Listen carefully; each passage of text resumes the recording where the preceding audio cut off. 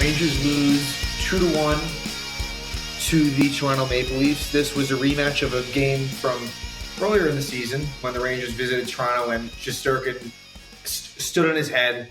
He was absolutely fantastic.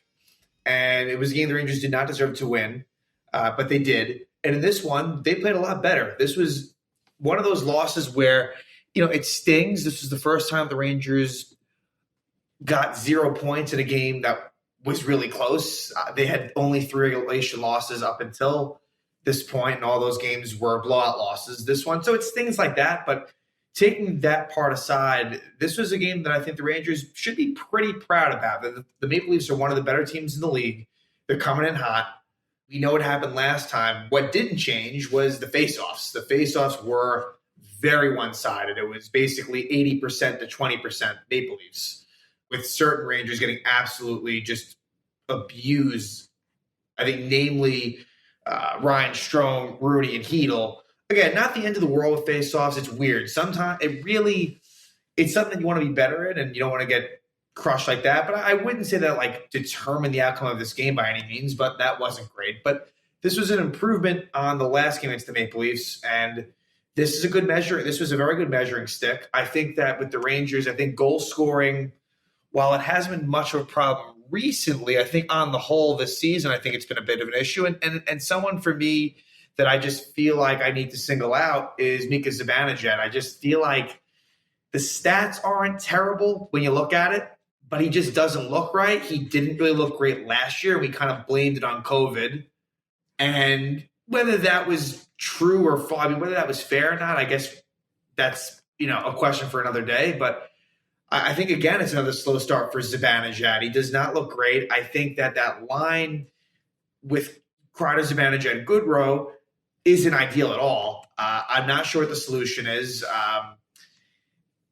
Like the Panarin, Strome, Kakko line, it's been pretty good, but I don't think it's something that I guess Kreider and Zibanejad and Strome and Panarin are going to stay together for the most part. So in working with that, I still don't think it's a terrible idea to move Kakko to that Zibanejad line. Maybe that can help. It could be as simple as just flipping Kakko and Goodrow.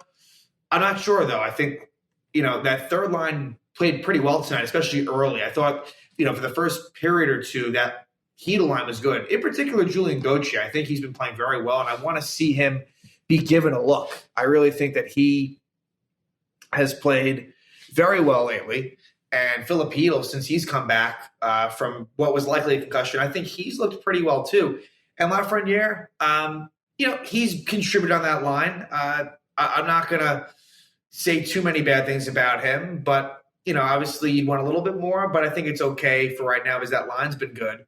This was like a playoff style game, and the Rangers came up short. And what was also interesting too is that the refs definitely let them play, which I think probably hurt the Rangers in the third. The Rangers played a really good third period. They did not play very well in the second. The first period was fairly even. The second period was definitely Toronto advantage, and the third was definitely Rangers. The Rangers they didn't give up. They were down 2-0, and they kept on fighting, and they just fell short. So, I am not going to be all that upset about this loss. This was a pretty good effort. So, like I said, first period was fairly even. Unfortunately for the Rangers, Morgan Rielly, he had both goals for Toronto tonight. And it was Rielly who scored a kind of a seeing eye shot from the point. And the fourth line was on. And the fourth line, it's had its good moments, but it was on for this one. So, that being Hunt, Rooney, Reeves, and Miller and Trouba, who've been very good. They were on for this as well. They kind of lost the puck battle behind the net. Rielly takes a shot. It finds its way home. So that's unfortunate, but Toronto takes a 1-0 lead. Then the Rangers get a power play. They don't score on it. That'd be their only power play they'd get. There was only one power play for the Rangers, one for Toronto. Unfortunately for the Rangers, that one Toronto power play in the second period was a goal. Dryden Hunt takes a tripping penalty, and it was a really good penalty kill. In fact, Kevin Rooney was on a 2-on-1 with Goodrow, had an opportunity. It was a very good kill until the very end where Zibanejad Kreider and Nemeth couldn't get the puck. They tried to get them. It wasn't like an egregious situation, but they were battling. They didn't win the puck battle. Again, that's the key. Toronto won some key puck battles. Zibanejad kind of cheated over, hoping that they would get it. Maybe he can get an odd man rush. Matthews makes a pass over, and Morgan Riley moves in and buries it past Shesterkin. And that makes it 2-0. So it ends up being 2-0 going to the third. And it was a tough beginning of the third for the Rangers. But Dryden Hunt scores his first goal as a New York Ranger. He scores. It was actually a nice shot by Kakko. And essentially Hunt kind of buries that rebound where Kakko takes a shot and it finds Hunt right in the middle. And he scores against Jack Campbell, which is not easy to do.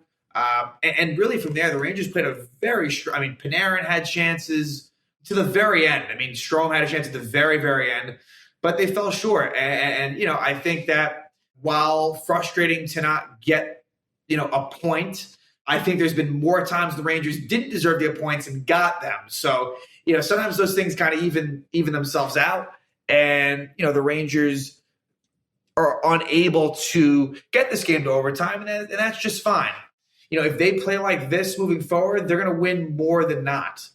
So, look, I think it's very clear the Rangers definitely do need to make some changes. I feel like that Nemeth-Lundqvist pair is not the best. You know, it's not going to be great everywhere, but I don't think that it's a pair in which Gerard Gallant trusts a whole lot. I don't think he loves that pair. And I think it's individual. I mean, I think Nemeth has not been great. Lundqvist has not been great either, but he's young.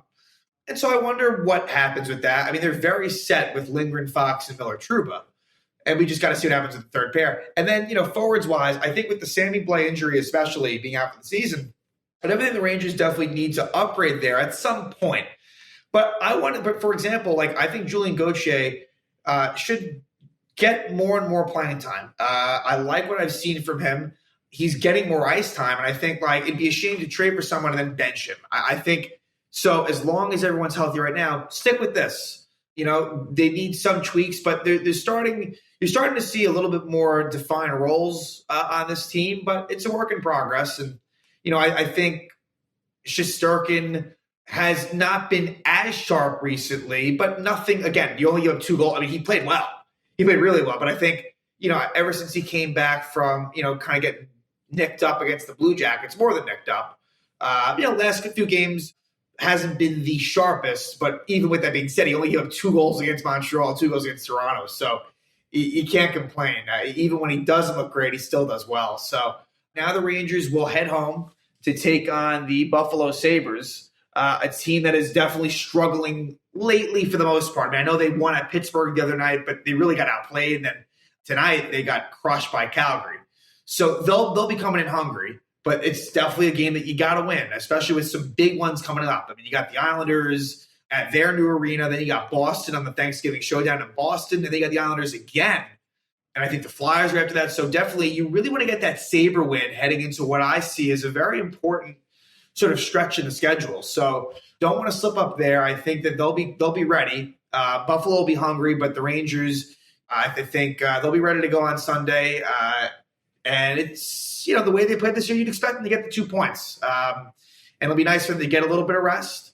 There's definitely some more days off in the schedule right now. So, you know, Rangers dropped to 10-4-3, but overall things are good. And we will see what they do as they take on the Sabres next.